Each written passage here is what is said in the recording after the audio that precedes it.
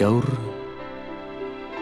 ene ganbararen bakardadean, hile beltzeko neskatsa, kanta bat egin nahi ninen.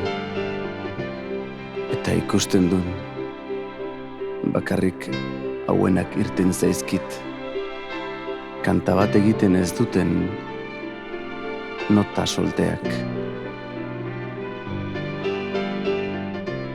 Poliki zerbait kantatu ninen, nola lore bat abesten den, nola haurtxoak maitatzen diren, eta ikusten dun, bakarrik hauenak irten zaizkit pianotik. Biharagian, irensten nauen bakardade hau, zure irrifarrez argi betetze hau, nire hitzak kantan bihurtuko dira. Ibaiak oro itsasoan amaitzen badira, ni igan itsasoratzen naun, ire amotiozko itsasoan besarkan azanan.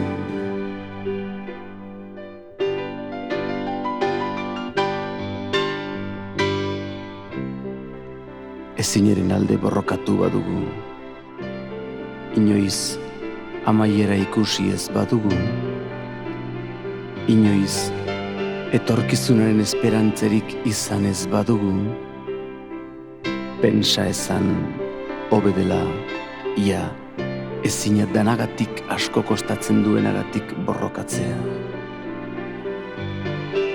Zer litzateke arranoaz,